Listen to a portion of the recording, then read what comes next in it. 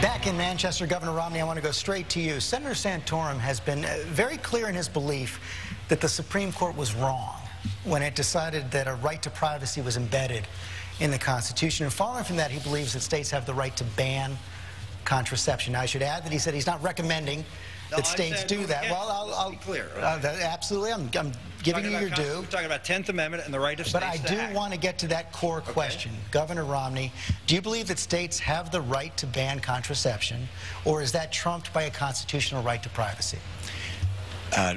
George, this is an unusual topic that you're raising. The states have a right to ban contraception. I can't imagine a state banning contraception. I can't imagine the circumstances where a state would want to do so. And if I were a governor of a state or a legislator of a state, I would totally and completely oppose any effort to ban contraception. So you're asking, given the fact that there's no state that wants to do so, and I don't know of any candidate that wants to do so, you're asking, could it constitutionally be done?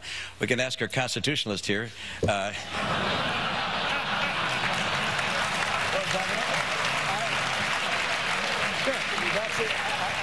I'm sure Congressman Paul. Okay, come on back. Do you believe that states have that right or not? George, I don't know whether the state has a right to ban contraception. No state wants to. I mean, the idea of you putting forward things that states might want to do that no state wants to do and asking me whether they could do it or not is kind of a silly thing, I think. Governor, hold on a second. Governor, you went to Harvard Law School. You know very well has the Supreme Court decided that the states do not have the right to provide contraception? Yes, they have. Oh, look, in 1965, Griswold v. Connecticut. I believe that the law of the land is as spoken by the Supreme Court, and that if we disagree with the Supreme Court, and occasionally I do, then we have a process under the Constitution to change that decision, and it's known as the amendment process. And where we have, for instance, right now, we're having issues that relate to same-sex marriage. My view is we should have a federal amendment of the Constitution defining marriage as a relationship between a man and a woman. But I know of no reason to talk about contraceptions. But you accept the Supreme Court decision finding a right to privacy in the Constitution? I don't believe they decided that correctly. In my view, Roe v. Wade was improperly decided. It was based upon that same principle.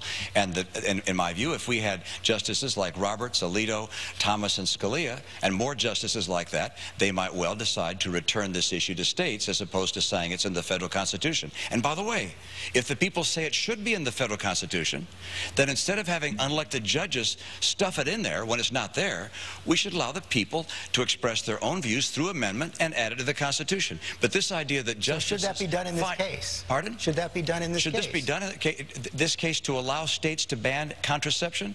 No. States don't want to ban contraception. So why would we try and put it in the Constitution? With regards to gay marriage, I told you that's when I would amend the Constitution. Contraception, it's working just fine. Just leave it alone. George, I understand that, but you've given two answers to the question. Do you believe that the Supreme Court should overturn it or not? Do I believe the Supreme Court should overturn? Do I believe the Supreme Court should overturn Roe v. Wade? Yes, I do. He mentioned my name. Go ahead. I didn't know whether I got time when it was favorable or not. But thank you. No, I think the Fourth Amendment is very clear. It is explicit in our privacy. You can't go into anybody's house and look at what they have or their papers or any private things without a search warrant. This is why the Patriot Act is wrong, because you have a right of privacy by the Fourth Amendment. As far as selling contraceptives, the Interstate Commerce Clause protects this because the Interstate Commerce Clause was originally written not to impede trade between the states, but it was written to facilitate trade between the states. So if it's not illegal to import birth control pills from one state to the next, it would be legal to sell birth control pills in that state. Senator Santorum? What's the question? The question they're on the right to privacy and the response to Congressman Paul. Well, Congressman Paul is talking about privacy rights under the Fourth Amendment, which I agree with him in. I don't necessarily agree with the Patriot Act violates that, but I do agree with, obviously, we have a right to privacy under the Fourth Amendment, but that's not what the Griswold decision nor the Roe v. Wade decision were about. They created through a penumbra of rights a new right to privacy that was not in the Constitution. And that's, again, as I sort of agree with Governor Romney's assessment, legal assessment. It created a right through bootstrapping, through creating something that wasn't there. I believe it should be overturned. I am for overturning Roe versus Wade. I do not believe that that we have a right in this country, in the Constitution, to take a human life. I don't think our founders envisioned that. I don't think the writing of the Constitution in anywhere enables that. I want to turn now, if I can, from the constitutional and the elevated here to something closer to home and to maybe families sitting in their living rooms all across this country. Yahoo sends us questions, as you know. We have them from real viewers. And I'd like to post one because it is about gay marriage, but at the level, and I would really love to be able to ask you what you would say personally sitting in your living rooms to the people who ask questions like this. This is from Phil in Virginia. Given that you oppose gay marriage, what do you want gay people to do who want to form loving, committed, long-term relationships? What is your solution? And Speaker Gingrich? Well, I think what I would say is that we want to make it possible to have those things that are most intimately human between friends occur. For example, you're in a hospital. If there are visitation hours, should you be allowed to stay there? There ought to be ways to designate that. You want to have somebody in your will. There ought to be ways to designate that. But it is a huge jump from being understanding and considerate and concerned, which we should be, to saying we're therefore going to institute the sacrament of marriage as though it has no basis. The sacrament of marriage was based on a man and woman, has been for 3,000 years, is at the core of our civilization, and is something worth protecting and upholding. And I think protecting and upholding that doesn't mean that you have to go out and make life miserable for others, but it does mean you make a distinction between a historic sacrament of enormous importance in our civilization and simply deciding it applies everywhere and it's just a civil right. It's not. It is a part of how we define ourselves, and I think that a marriage between a man and a woman is part of that definition. Governor Huntsman, you've talked about civil unions. How do you disagree with the others on the stage? Well, personally, I think civil unions are fair. I support them. I think there's such a thing as equality under the law. I'm a married man. I've been married for 28 years. I have 7 kids. Glad we're off the contraception discussion. 15 minutes worth, by the way. And I don't feel that my relationship is at all threatened by civil unions. On marriage, I'm a traditionalist. I think that ought to be saved for one man and one woman. But I believe that civil unions are fair. And I think it brings a level of dignity to relationships. And I believe in reciprocal beneficiary rights. I think they should be part of civil unions as well. And states ought to be able to talk about this. I think it's I think it's absolutely appropriate. I'd like to go to Senator Santorum with a similar topic. We're in a state where it is legal for same-sex couples to marry. 1,800, in fact, couples have married since it became law here in New Hampshire. The legislature passed it a couple of years ago, and they're trying to start families, some of them. Your position on same-sex adoption, obviously you are in favor of traditional families, but are you going to tell someone that they belong in as a ward of the state or in foster care rather than have 2 parents who want them? Well, this isn't a federal issue. It's a state issue, number one. The states can make that determination. In New Hampshire, my feeling is that this is an issue that should be done. I believe the issue of marriage itself is a federal issue, that we can't have different laws with respect to marriage. We have to have one law. Marriage is, as Newt said, a foundational institution of our country, and we have to have a singular law with respect to that. We can't have somebody married in one state and not married in another. If we were successful in establishing that, then this issue becomes moot. If we don't have a federal law, I'm certainly not going to have a federal law that bans adoption for gay couples when there are only gay couples in certain states. So this is a state issue, not a federal issue. Well, let me ask you to follow up on that, if you don't mind, Senator. With those 1,800, if we have a federal constitutional amendment banning same-sex marriage, what happens to the 1,800 families who have married here? Are their marriages basically illegitimate at this point?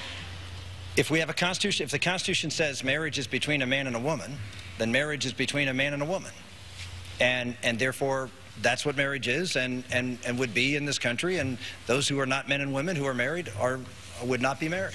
That's what the Constitution would say. If I could come back to the living room question again, Governor Romney, would you weigh in on the Yahoo question about what you would say sitting down in your living room to a gay couple who say, we simply want to have the right to, as the person who wrote the email said, we want gay people to form loving, committed, long-term relations. It's in human terms, what would you say to them?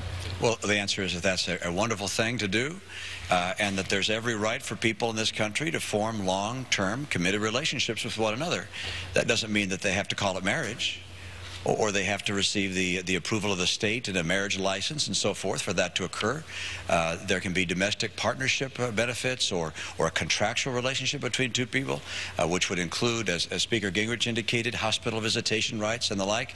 We can decide what kinds of benefits we might associate with people who form those kind of relationships, state by state.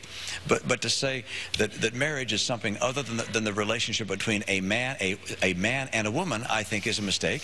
And the reason for that is not that we want to discriminate against people or to suggest that gay couples are not just as loving and can't also raise children well, but it's instead a recognition that for society as a whole, the nation presumably will be better off if children are raised in a setting where there's a male and a female. And there are many cases where that's not possible. Divorce, death, single parents, gay parents, and so forth. But for society to say, we want to encourage, through the benefits that we associate with marriage, people to form partnerships between men and women and then raise children, which we think that will be the ideal setting for them to be raised. Speaker Gingrich has to weigh in. I just want to raise, since we spent this much time on these issues, I just want to raise a point about the news media bias. You don't hear the opposite question asked. Should the Catholic Church be forced to close its adoption services in Massachusetts because it won't accept gay couples, which is exactly what the state has done? Should the Catholic Church be driven out of providing charitable services in the District of Columbia because it won't give in to secular bigotry? Should the Catholic Church find itself discriminated against by the Obama administration on key delivery of services because of the bias and the bigotry of the administration? The bigotry question goes both ways, and there's a lot more anti-Christian bigotry today than there is concern on the other side, and none of it gets covered by the news media.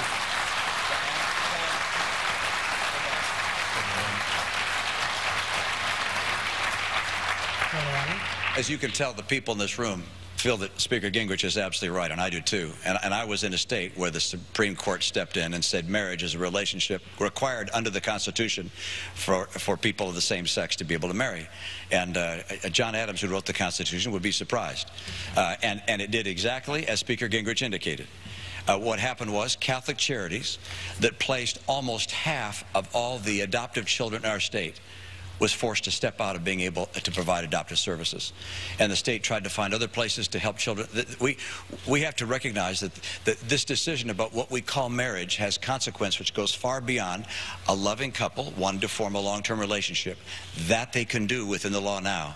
Calling it marriage creates a whole host of problems for families, for the law, for the practice of religion, for education. Let me say this: 3,000 years of human history shouldn't be discarded so quickly. Governor Paul, Congressman Paul, let me bring this to you. You're running here in the Republican primary, but you haven't promised to support the party's nominee in November, and you refuse to rule out running as a third-party candidate if you fail to get the nomination. Why not rule that out?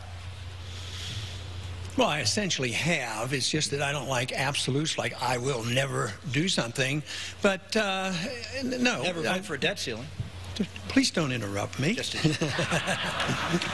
So I have said it in the last go-around. I said they asked me that about 30 times. I think maybe you've asked me 4 or 5 already. And the answer is always the same. You know, no, I have no plans to do it. I don't intend to do it. And somebody pushed me a little bit harder, and I said, why don't you plan to do it? I said, I don't want to. So I have no intention. But I don't know why a person can't reserve a judgment and see how things turn out. You know, in many ways, I see the other candidates as very honorable people, but I sometimes disagree with their approach to government, and I'd like to see some changes. I want to see changes where they're talking about a little bit of a difference in foreign policy, an interest in the Federal Reserve, a change in the monetary policy. We haven't heard one minute of talk about cutting any spending. This talk previously about cutting the military spending, that's cutting proposed increases. This is why I have proposed that we cut a whole $1 trillion the first year. If we're serious as Republicans and conservatives, we have to cut. So I want to put as much pressure on them as I can. But besides, I'm doing pretty well, you know. Third wasn't too bad. I wasn't too far behind it. Doing pretty well. Catching up on Mitt every single day. Governor Perry, do you think everyone on this stage should rule out third-party candidacies?